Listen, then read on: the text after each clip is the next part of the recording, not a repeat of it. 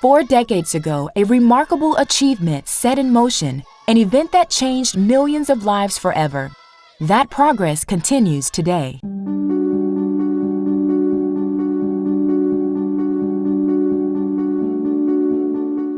In 1980, smallpox was eradicated, marking the end of a disease that had destroyed countless lives. Dr. Bill Foege, CDC director until 1983, helped spearhead this historic effort.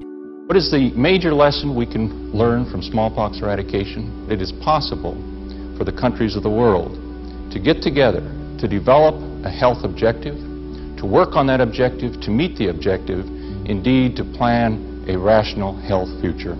Near the end of his CDC tenure, global health leaders brought forth a critical issue. Every day, thousands of children in the world's poorest nations were dying from preventable diseases like measles, polio, and diphtheria, despite available vaccines that successfully protected children in wealthier countries. In the early 80s, Robert McNamara, who had been president of the World Bank, and Jonas Salk began asking, why couldn't we do this globally? So the meeting was held 14th of March, 1984, 34 people.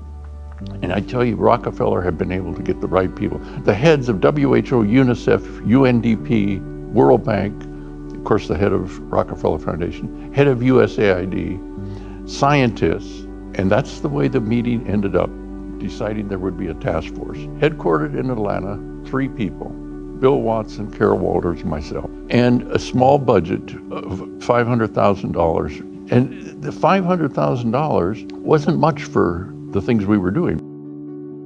In 6 years, the task force partners achieved a 4-fold increase in children vaccinated, with 80% of the world's children having received at least one vaccine. This leap from roughly 20% was hailed as the largest peacetime achievement the world had ever seen by UNICEF's leader at a historic United Nations event on September 30th, 1990. That day was a high point in my life. 71 heads of state came to the UN. They were each given 5 minutes to talk about what they had done on child survival and what they planned to do. And so by the end of the day, it was just, you had something for children in this world that had not existed the day before. In honor of the 40th anniversary, the first 3 CEOs reflected on key task force achievements and partnerships. When I think back, I never saw the task force would be as big as it was when the 2 of you were here. I mean, you've gone far beyond any vision that I had at that time. The task force now consists of nearly 20 programs working in more than 150 countries. Together with partners, these teams seek to do 3 main things: eliminate diseases like polio, viral hepatitis, and neglected tropical diseases; ensure access to vaccines, helping governments establish immunization programs, providing expertise on vaccine safety protocols, and sharing information with families; and strengthen health systems to prevent and respond to outbreaks, equip and support health workers, ensure access to medicine and supplies, and use data to inform decisions. The reality with any disease, those that are at a disadvantage are oftentimes receiving the bigger impact. We are at the center of helping the various scientists and public health collect that data, analyze it, and understand how things are impacting different communities and how you will intervene. The secret is partnerships. The drug donors doing their part, the other donors also contributing with the financial resources to help government. The political will is yet another very, very important thing. As owners of the program, we are supposed to be on a forefront.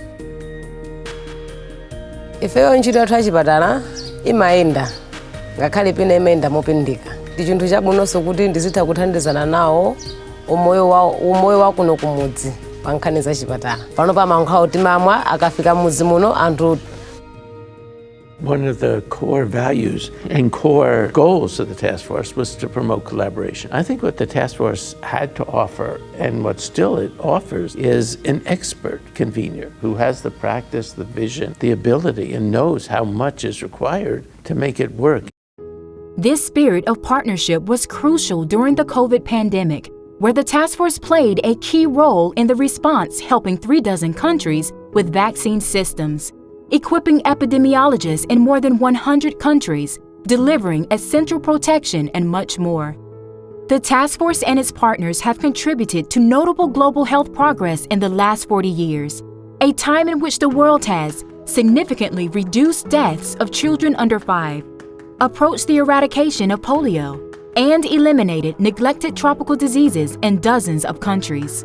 The building blocks that have led us to where we are today built around this model of bringing people together, working with the partners, focusing them on that goal. At the end of the day, our success lies in countries being able to maintain the gains. Today, the task force has a newly renovated headquarters building that houses the William H. Fagey Collaboration Center, a place for partners to collaborate on complex health challenges. Given where we are today with this large building, 17 programs, back then we were a couple of programs, we were wondering if we could fill up that building. So we've gone through this exponential growth curve. Looking to the future, the task force will continue to forge strong partnerships that deliver results. We're here because, at the core of it, you're really actually having a positive, measurable, observable impact on millions of people in a very positive way.